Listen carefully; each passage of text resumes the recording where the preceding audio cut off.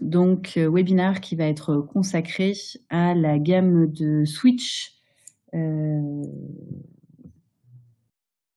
XL. Donc, j'espère que tout le monde m'entend bien. Je vais basculer sur le partage d'écran. Juste pour vous remettre en tête les différentes règles, donc je vous remercie d'observer pendant ce webinaire. Pendant le cours de la présentation, en fait, j'ai pas forcément accès à vos questions. Les questions, de toute façon, devront être posées par le chat. Donc, ce que je vous propose, c'est qu'on parcourt la présentation ensemble et puis ensuite qu'on consacre la deuxième partie du webinaire à des questions-réponses. Voilà, donc, pour commencer, un rappel de Zixel, qui nous sommes. Donc Zixel, c'est une entreprise qui existe depuis plus de 25 ans. Ça fait de nous des dinosaures dans le monde du réseau. On a aujourd'hui, à travers le monde, plus de 700 000 entreprises qui travaillent de manière optimisée grâce à nos produits. On est présent sur 150 marchés. Au total, Zixel, c'est plus de 1500 employés à travers le monde et 100 millions d'équipements qui tournent à l'heure actuelle sur la surface du globe. Ce qui est important de comprendre quand on parle de Zixel Monde, c'est que le poids de l'Europe est très important. Il y a plus de 50% du business qui est fait sur le continent européen, ce qui veut dire que les produits Zixel sont des produits qui sont pensés avant tout pour le marché européen et que les différents retours qu'on peut faire sont largement pris en compte. On est présent sur différents types de marchés. Aujourd'hui, notre cœur de métier, ce sont les entreprises. Donc, nous produisons des équipements qui sont destinés à être installés par des revendeurs au sein des entreprises sur différents types de gamme, la sécurité, le switch, le Wi-Fi, les solutions cloud, les solutions CPE et du CPE pour les entreprises. On est également présent sur 2 autres marchés, le marché des opérateurs, auquel on propose également toute une série notamment de CPE, et pour ce qu'on appelle aujourd'hui la maison connectée. Donc, c'est tous les produits qui sont destinés à une utilisation familiale, mais qui aujourd'hui ne sont pas des priorités de Zixel France. Pourquoi est-ce que vous avez raison aujourd'hui de travailler avec Zixel pour un certain nombre de points qu'on a résumés autour de 10 points principaux, qui nous sont principaux. Très important chez Zixel, c'est la proximité qu'on a avec nos revendeurs et la proximité qu'on a avec nos clients. Cette proximité, elle se manifeste de différentes manières. Tout d'abord, c'est un réseau une équipe de commerciaux qui sont à votre disposition, à votre service pour vous accompagner tout au long de vos projets, que ce soit en amont pour qualifier les produits.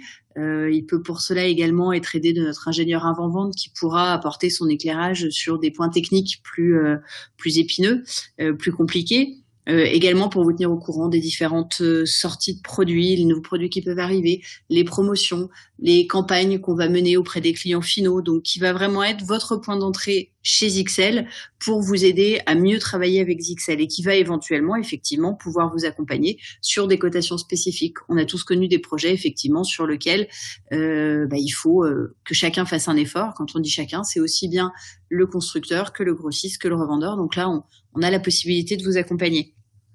On a également la particularité et la fierté d'avoir un service technique qui est basé en France, qui sont des techniciens qui sont full Zixel, donc qui connaissent nos produits, qui travaillent avec nos produits au jour le jour et qui peuvent vous répondre via la hotline sur des questions que vous pourriez avoir au cours des installations. Vous avez aussi la possibilité de vous former. Nous avons un formateur qui, encore une fois, est un formateur Zixel, donc qui fait partie de nos équipes, qui est un formateur qui est issu du service technique, du support, donc qui connaît la réalité de ce que peuvent vivre nos revendeurs et qui donc va pouvoir vous proposer un programme de formation pragmatique, en règle générale, sur des sessions de 2 jours. Et on a aussi la possibilité, via le service technique, de vous accompagner avec une offre de prestation de service. On a tous connu ces moments où soit on n'a pas effectivement, on doit installer chez un client un produit qu'on connaît mal, ou alors on a victime de notre succès, on n'a pas de ressources à allouer pour l'installation des produits. Dans ces cas-là, Zixel peut prendre en charge l'installation de ces produits via des prestations de services dont vous faites l'acquisition de manière classique auprès de vos grossistes. Nous avons aussi la possibilité de vous accompagner sur des projets Wi-Fi. Alors, on sait que le Wi-Fi, c'est extrêmement intéressant parce qu'aujourd'hui, c'est un levier de croissance très important chez nos revendeurs. En revanche, la problématique qu'on rencontre avec le Wi-Fi, c'est que c'est 20% de réseau et 80% de radio. Et que la radio, la plupart du temps, c'est un domaine qui fait pas partie de ce qu'on sait particulièrement faire.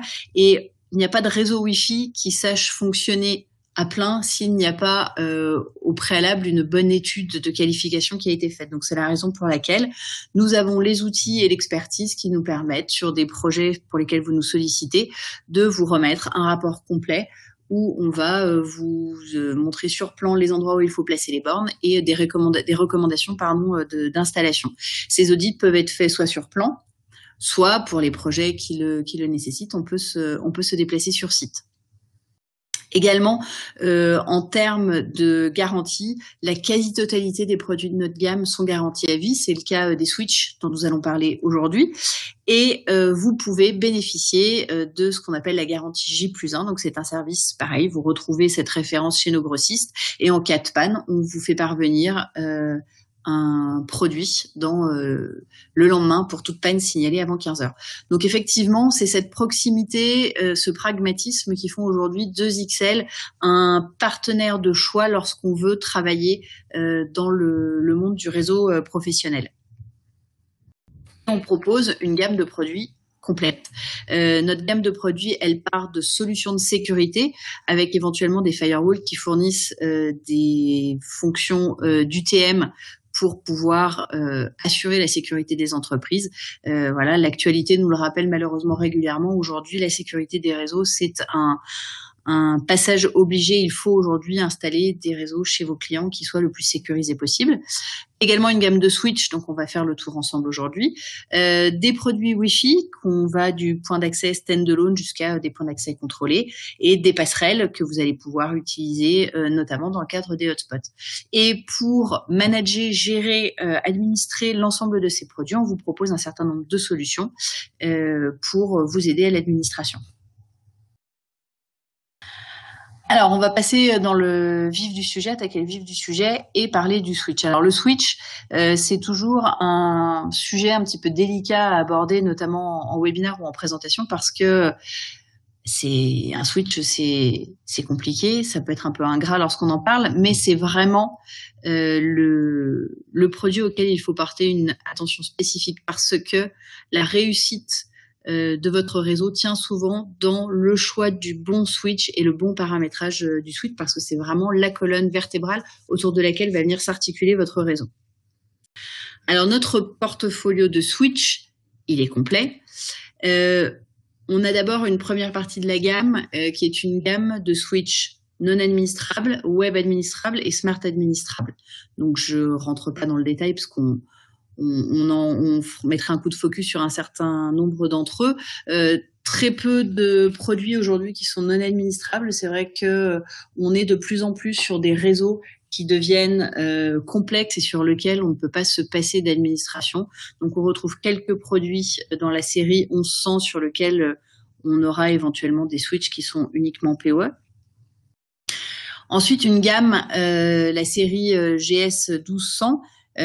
C'est une gamme qui est vraiment destinée aux toutes petites structures, voire qu'on va pouvoir retrouver éventuellement en usage domestique pour les utilisateurs avertis. L'objectif, c'est d'avoir un switch qui présente 5 ou 8 ports, qui soit PoE et sur lequel on puisse faire mettre en place quelques règles d'administration. Je passe rapidement sur la série RGS, qui est une gamme de switch web industriels. Et ensuite, nos deux familles best-sellers, donc la série 1900 et 1920, qui sont véritablement les les deux séries au sein duquel vous trouverez en règle générale le bon produit au bon niveau de performance et au bon prix pour vos clients. Là, on est typiquement dans du produit, du switch destiné à un usage en PME, avec du switch smart administrable. Dans les deux cas, on est sur le 1920 sur un hardware qui est plus musclé qu'en 1900. Je viendrai dans le détail. Et puis ensuite, on a une gamme de switch administrables, donc qui ne sont plus web administrables, avec la série 2210 qui est une composée de switch de niveau 2. La gamme 3700, alors ça dépend comment est-ce qu'on voit les choses, on peut dire que c'est du niveau 2+, ou du niveau 3 Lite, et des switch cœur de réseau en niveau 3, avec notamment la série 4600. Je vais d'abord faire un point sur le PoE pour vous expliquer la manière dont nos switches gèrent le PoE. On va vous trouver ici, en fait, nos switches non administrables et web administrables par budget PoE. Donc, on voit qu'on part de budget PoE très limité, du coup, avec un rapport qualité-prix extrêmement intéressant sur la gamme donc des GS 1200 dont je vous ai parlé. On est à 60 watts. Sur du non administrable, avec le GS 11008 HP, on montera à 75 watts. 120 et 130 watts donc pour le GS 11010 HP. On monte ensuite jusqu'à 77 watts sur les 8 ports de la série GS 19.0, 170, 180, jusqu'à 1000 watts. Alors 1000 watts, on les atteint toujours avec une alimentation redondante. Donc ce tableau, alors j'en profite pour vous rappeler que cette présentation vous sera bien évidemment envoyée par mail, que vous pourrez la retrouver dans l'ensemble des outils qui sont mis à votre disposition dans l'espace revendeur. Ce tableau vous permettra de trouver le bon switch en fonction du budget dont vous avez besoin. Chez XL, les switches PoE fonctionnent suivant deux modes. Vous pouvez les mettre en mode classification ou en mode consommation. La différence entre les deux est assez simple à comprendre. Quand on est en mode classification, le port va détecter la classe de l'équipement qu'il va avoir à alimenter en PoE. Donc, en règle générale, il existe deux classes, la classe 15,4 watts et la classe 30 watts. Et le switch ne se pose pas de question. S'il a un produit 15 watts, classe 15 watts qui est branché sur un port, il va en permanence délivrer 15 watts. Malheureusement, si on répète ça sur l'ensemble des ports, si on est sur un 48 ports, ça oblige à avoir une réserve PoE extrêmement importante. Donc c'est pour ça que nous avons développé le mode consommation. En mode consommation, le switch va fonctionner différemment. Chaque port va être capable de détecter en temps réel les besoins d'alimentation de l'équipement auquel, qui est branché sur le port en question. Ce qui va permettre, par exemple, sur un téléphone IP qui va être en classe 15 watts, qui en vrai aura une consomax de 7 watts parce que quand il va être, et qui la plupart du temps va être sur une consommation réelle de 2 watts, de pas aller délivrer bêtement 15 watts, mais de n'en délivrer que 2 et de monter éventuellement à 7 quand le téléphone est très utilisé. Ensuite, on va pouvoir, en cas de dépassement du budget total, déterminer des priorités. Si par exemple on a des caméras de vidéosurveillance, on demandera au switch d'arrêter de les alimenter uniquement lorsque tous les autres équipements ne seront plus sous tension. Et vous aurez la possibilité de mettre en place des planificateurs PoE, ce qui va permettre d'arrêter l'alimentation entre certaines plages horaires sur tel ou tel port et de la remettre automatiquement.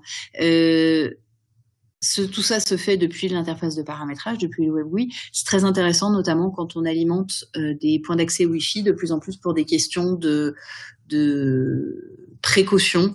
La nocivité du Wi-Fi est loin d'être démontrée, bien au contraire, mais dans les écoles, dans les lieux accueillant, par exemple, des jeunes enfants, on va souvent demander de désactiver les radios entre telle et telle heure. Dans ce cas-là, on pourra le faire directement depuis le switch. Donc, exemple, on a ici la borne NWA 5123AC en mode classification. Le port va réserver 15 watts. Si on en met 24, il faudrait avoir 369,6 watts de disponible en budget sur le site. En vrai, on voit que ces bornes-là vont en moyenne consommer 9 watts, donc avec 216 watts. On aura la possibilité d'alimenter les 24 bornes. Ça permet de faire de sérieuses économies parce qu'on va avoir un switch qui va consommer, beaucoup moins d'électricité pour générer cette puissance. De la même manière, si on le fait avec une borne qui consomme encore plus, la WAC 6502DS, qui est une borne haute densité avec la technologie Smart Antenna qui est extrêmement gourmande en termes d'alimentation. On est sur une classe 4, donc sur du 30 watts par port. Si on la met sur un switch qui a un budget de 375 watts, si on branche 20 WAC 6502DS, on voit qu'on aurait besoin de 600 watts. Là, il faudrait carrément passer sur un switch avec un budget plus important, ce qui a un coût. Alors que si on le met en mode consommation, avec une borne qui va consommer en moyenne 16 watts, on voit qu'on est à 320 watts, donc on est en deçà du budget. Donc c'est pour ça qu'il est très important de bien passer les switches en mode consommation. Malheureusement, lorsque les switches vous sont livrés, par défaut, c'est le mode classification qui est activé. Donc il faut bien penser à modifier ce paramètre pour venir le passer en mode consommation. On a régulièrement des appels à la hotline de personnes qui, ici par exemple, font l'acquisition d'un GS 221048 HP. Ils nous disent voilà, on comprend pas, j'ai 20 bornes à brancher, j'en ai branché 12 et la 13e elle est pas alimentée. C'est uniquement en fait pour une question de mode d'allocation du POE. Alors, nos switches durcis. On va mettre maintenant le focus sur certaines familles de switch. Le switch durci, qu'on appelle aussi switch industriel, pendant très longtemps, chez XL, on n'en a pas fait, parce que ce sont des produits qui sont très spécifiques. Le principe du switch durci, c'est qu'il a un châssis qui est durci, donc qui notamment va lui permettre de résister à des conditions extrêmes et qu'on retrouve dans l'industrie. Avec la multiplication et la généralisation des caméras de vidéosurveillance extérieure, on s'est rendu compte que de plus en plus de nos revendeurs qui travaillaient sur la vidéosurveillance étaient à la recherche de switch qu'ils pouvaient installer à l'extérieur. C'est pour ça que depuis maintenant, on va dire 6 mois, nous avons lancé cette gamme de produits. Donc, c'est une gamme qui est composée de 2 produits. Le produit, c'est celui que vous voyez à l'écran, c'est le RGS 105P. Donc, c'est un switch non administrable, 5 ports. Donc, comme vous pouvez le voir, vous avez 4 ports RJ45 PoE et un port fibre. Ce sont des switches qui fonctionnent avec une double alimentation. Alors attention, sur ces switches, l'alimentation n'est pas fournie. Il faut voir avec votre grossiste habituel. On est sur de l'alimentation tout à fait classique. Il faut en faire l'acquisition parallèlement. Et vous avez donc une protection contre les surtensions à la fois sur les ports et sur l'alimentation. Ce sont des switches qui fonctionnent sur de larges plages de température, entre moins 40 et 75 degrés, ce qui permet de les installer à l'extérieur. Ils sont IP30, ce qui va leur permettre donc encore une fois de résister aux projections d'eau et donc d'être installés à l'extérieur. Ils sont sans ventilateur, ils peuvent être montés sur Railin si besoin. Et là, on est donc sur un switch qui va proposer un budget total de 120 watts.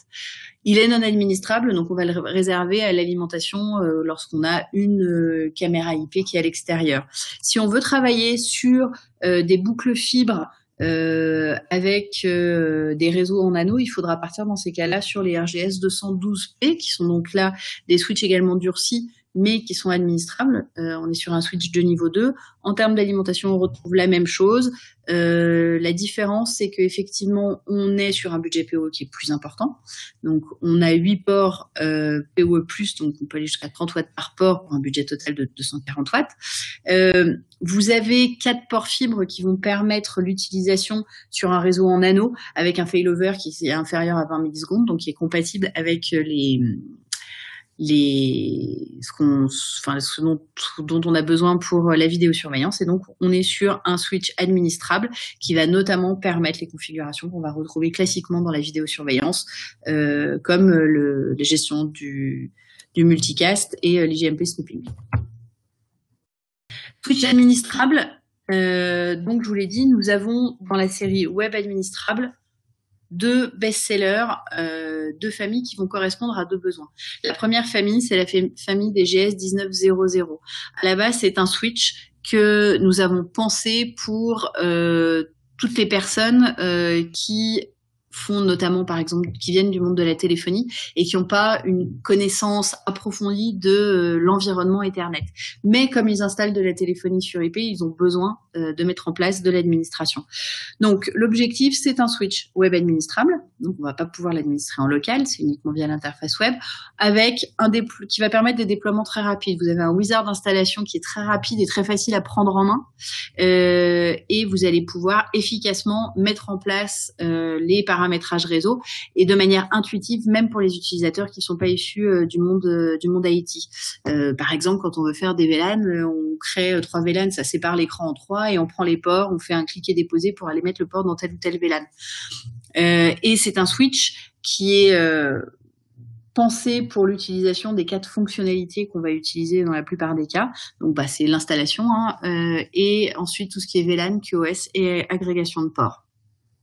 Et on va trouver ce switch en 8, 10, 24 et 48 ports, PoE ou non. Pour les personnes qui voudraient bénéficier et du rapport qualité-prix et de la facilité de prise en main du web administrable, mais qui ont des besoins plus poussés en termes de paramétrage, nous avons la série GS 1920. On est toujours sur du switch smart administrable, donc qu'on va pouvoir paramétrer uniquement via l'interface web, mais avec un hardware et des fonctionnalités de niveau 2.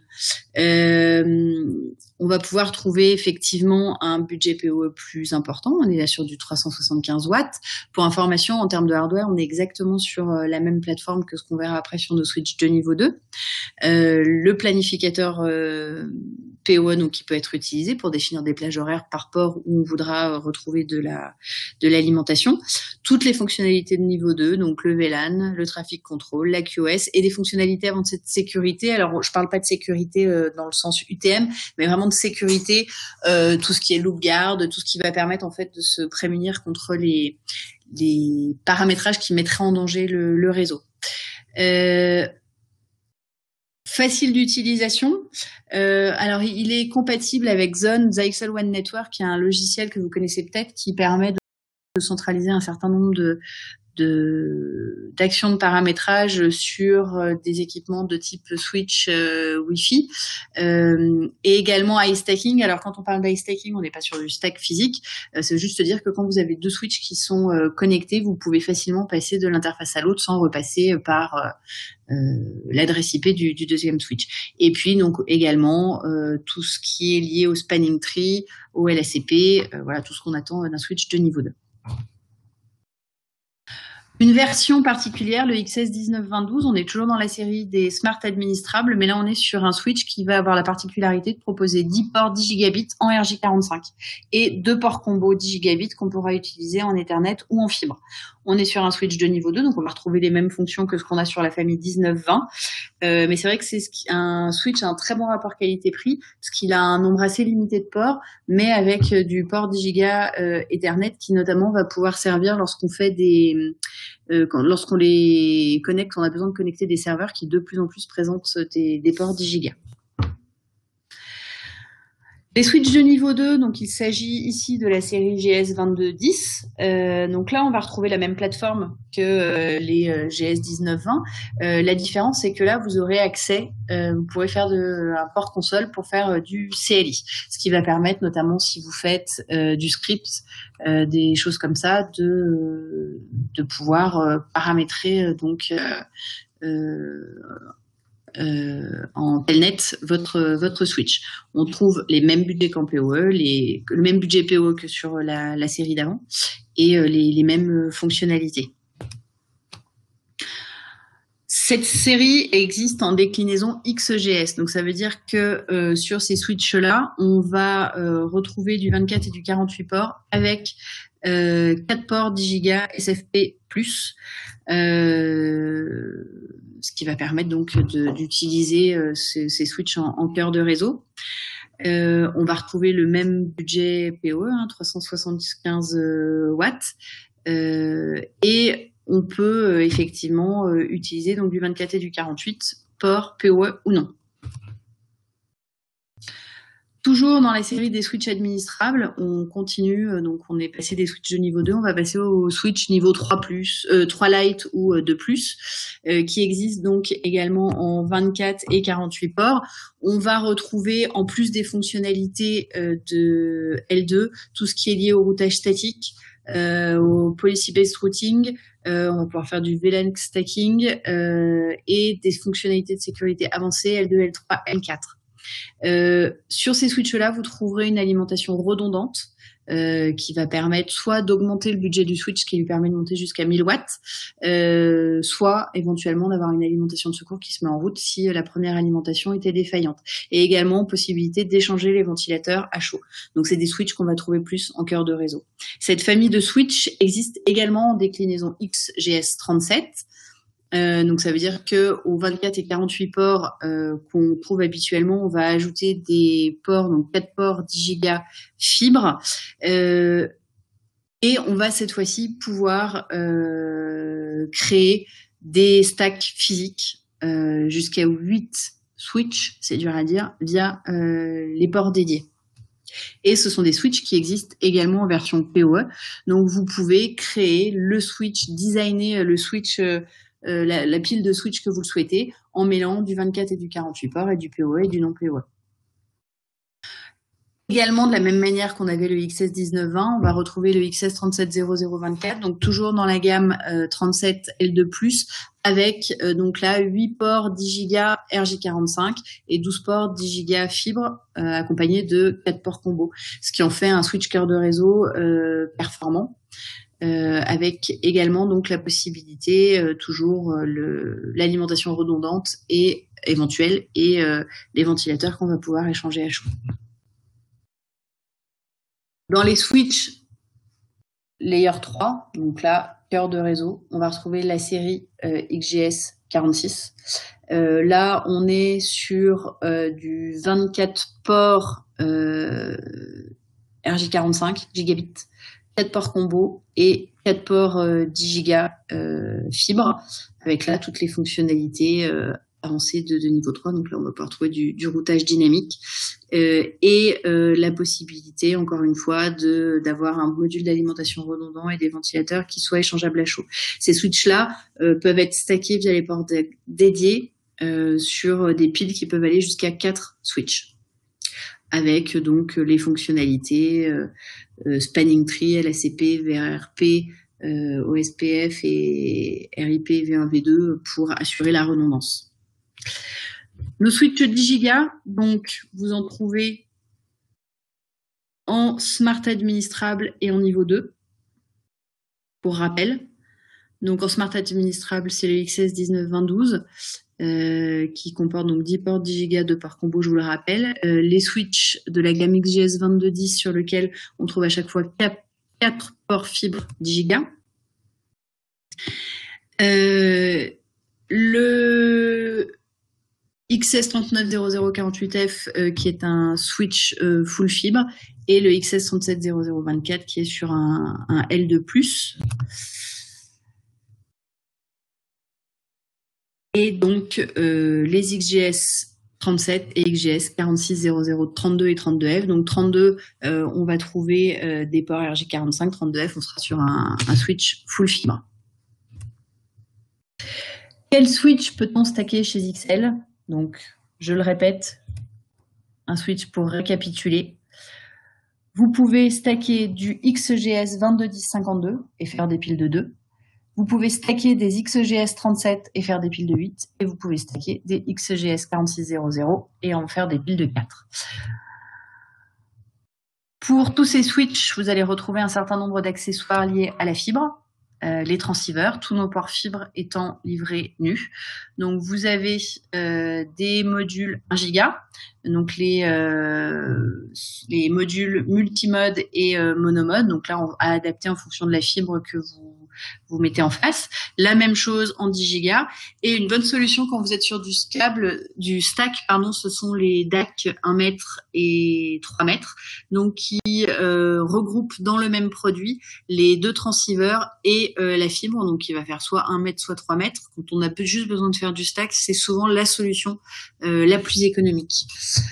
Voilà, j'en ai fini pour la partie présentation. Je vais stopper le partage d'écran. Hop. Et je suis à votre disposition pour la partie questions.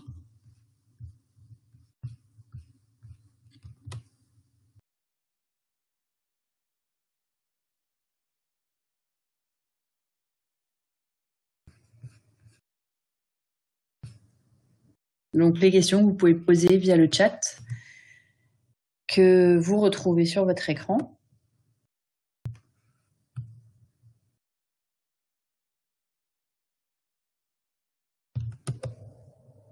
Alors souvent, il faut une première question pour ouvrir le feu. Est-ce que quelqu'un se lance?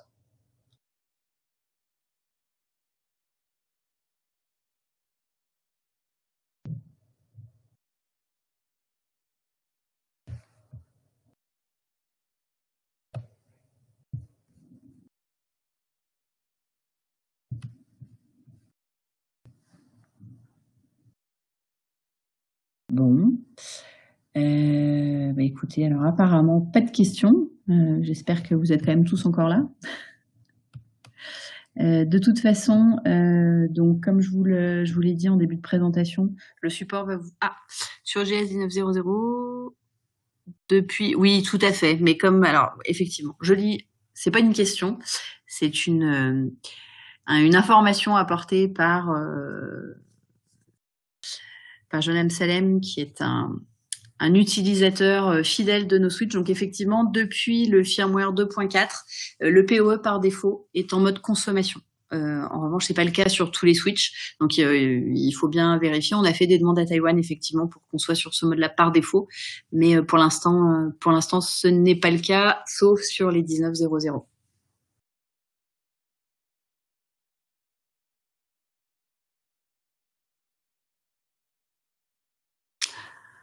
Donc oui, je vous le disais, la présentation va vous être envoyée par mail. Vous pourrez vous y reporter. Que ce soit votre commercial ou l'ensemble des équipes de Zixel, nous sommes à votre disposition si vous avez d'autres questions. N'hésitez pas à nous solliciter. Voilà, je laisse quelques secondes. Non, apparemment pas d'autres questions. Donc voilà, écoutez, il ne me reste plus qu'à vous remercier de votre participation. Ce document, effectivement, je pense vous sera utile lors de vos prochains projets Switch pour venir chercher dans notre gamme fournie le produit correspondant à vos besoins. Et n'hésitez pas donc à contacter soit votre commercial, soit l'ensemble des équipes Zixel pour vous accompagner dans vos projets. Je vous souhaite une bonne fin de journée. Je vous dis à très bientôt pour donc la reprise des webinars qui se fera en 2018. Merci, au revoir.